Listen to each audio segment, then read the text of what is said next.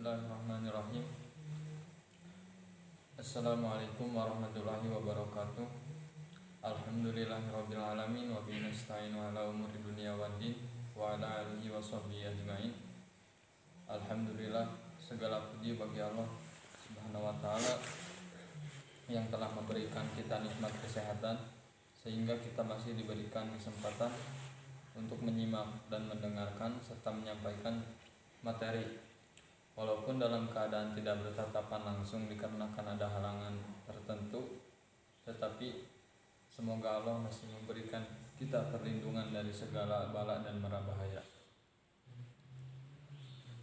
Salawat dan salam kepada Nabi besar Muhammad SAW yang telah menarik kita umat manusia dari kesesatan jahiliyah kepada nur Islamiyah, sehingga kita bisa merasakan nikmat iman dan Islam. Baiklah, untuk mempersingkat waktu, kita langsung ke materi.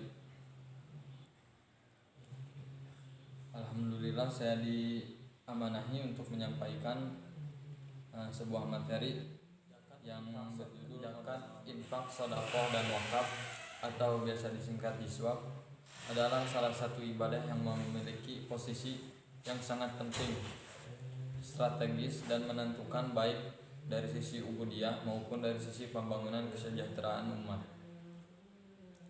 Sebagai doktrin atau ajaran, ibadah jiswab juga mengandung doktrin sosial ekonomi Islam yang merupakan antitesa terhadap sistem ekonomi riba. Jiswab merupakan nilai instrumental yang strategis dan sangat berpengaruh pada tingkah laku ekonomi manusia dan masyarakat serta pembangunan ekonomi umum.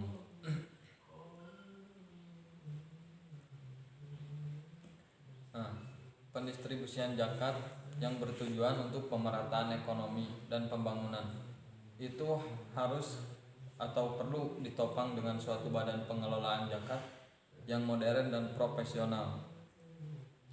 Karena zakat adalah salah satu instrumen penting dalam Islam sebagai upaya untuk menciptakan kesejahteraan sosial, perlu dibentuk institusi khusus untuk mengelola dana umat yang ditujukan untuk membantu permodalan bagi masyarakat ekonomi lemah.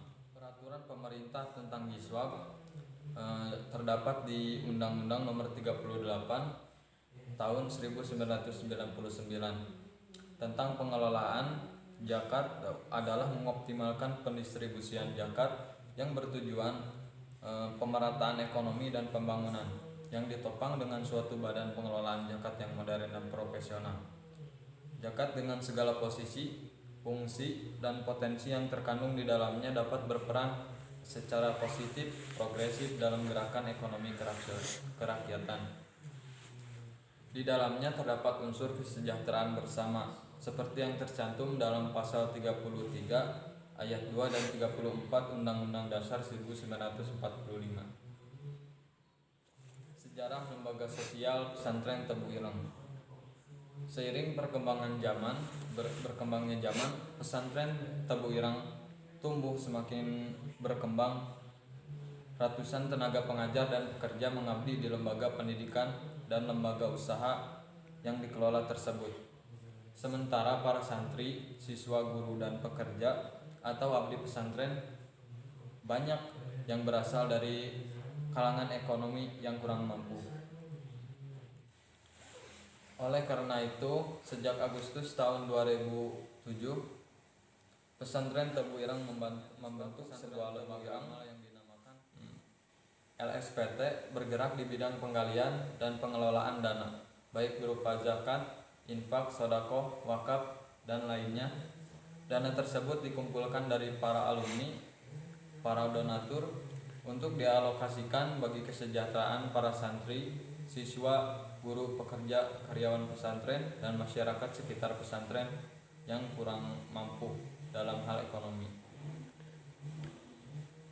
Secara strukturalnya, LSPT ini berada di bawah naungan Yayasan Kiai Haji Hasyim Asy'ari, dan misi pesantren Tebu Ireng atau LSPT. Visinya yaitu menjadi institusi pengelola zakat yang amanah dan profesional dalam menyelenggarakan berbagai program pemberdayaan umat. Misinya ke-1, memotivasi masyarakat untuk menyalurkan zakat, infak, sedekah, dan wakaf.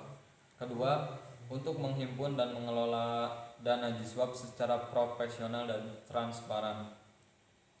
3, menjadi jembatan antara kepentingan muzaki dan mustahik. Kelima, menyelenggarakan berbagai program pendidikan, dakwah sosial dan kemaslahatan umat.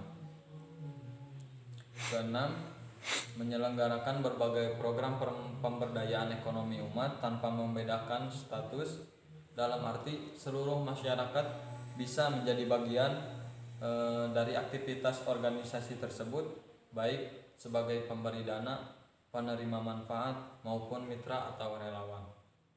Program kerja atau penyaluran dana tersebut Lembaga Sosial Pesantren Tebu Ireng.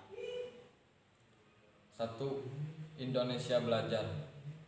Program pendidikan dan dakwah. Bantuan biaya pendidikan pada kaum duafa dan beasiswa terhadap anak-anak berprestasi baik akademik maupun pengiriman tenaga pengajar kadar ulama ke daerah terpencil untuk mengembangkan sumber daya manusia yang berkelanjutan. Program peduli masjid dan mushola. LSPT juga menyediakan pendanaan untuk membantu membangun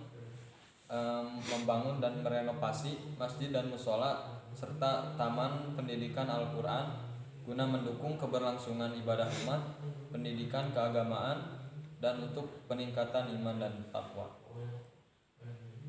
Program kedua yaitu Indonesia Bermartabat. Program sehat milik semua.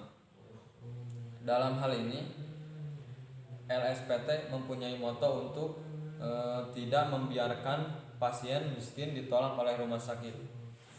Program ini bertujuan membantu kaum duafa untuk mendapatkan akses kesehatan yang berkualitas dan memadai. Program duafa mandiri melatih serta memberikan pendanaan mikro atau kecil untuk pemberdayaan ekonomi kaum duafa agar mandiri dan sejahtera. Ketiga, Indonesia Peduli Sesama. Program yatim piatu memberikan bantuan biaya untuk mendukung pendidikan anak yatim serta kaum duafa di jenjang pendidikan seperti SD, SMP, SMA, dan juga bantuan kepada panti asuhan. Program fakir miskin. Santunan finansial untuk membantu kebutuhan hidup fakir miskin sehari-hari dengan tujuan mengembangkan potensi ekonomi sehingga dapat keluar dari garis kemiskinan. Bantuan kemanusiaan dan bencana alam. LSPT berkomitmen membantu mengurangi kesulitan saudara kita akibat bencana. Masukkan dana jiswab periode November sampai Januari 2020. Sumber dana yang didapat LSPT dari 1. Peziarah, donatur, pengembalian dana, dan pendapatan bagi hasil. Yang mana total sumber dana pada bulan November seluruhnya itu berkisar antara Rp275.660.000. Sedangkan pada bulan Desember sekitar Rp137.491.000. Sedangkan pada bulan Januari terkumpul dana Rp132.877.000. Sumber dana ini kemudian disalurkan untuk program-program yang tadi, yaitu program yatim piatu, program kesehatan, program pendidikan, program kemanusiaan, program dakwah, dan program penyaluran pesantren.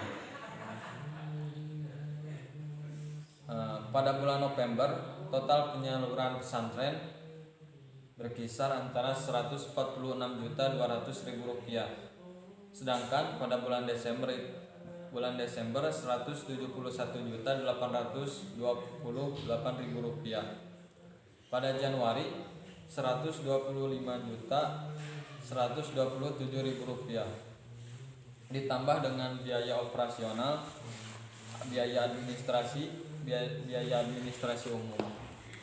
Jadi total pengeluaran atau penyaluran dana pesantren tersebut pada bulan November berjumlah Rp166.266.000 dan pada bulan Desember Rp208.579.000 dan pada Januari Rp145.692.000.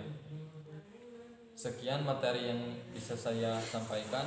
Mohon maaf bila banyak kesalahan dan kekurangan dalam penyampaian materi. Bila ada yang kurang dipahami atau kurang jelas, bisa kita diskusikan bersama-sama dengan panduan dosen kita. Sekian dari saya. Wassalamualaikum warahmatullahi wabarakatuh.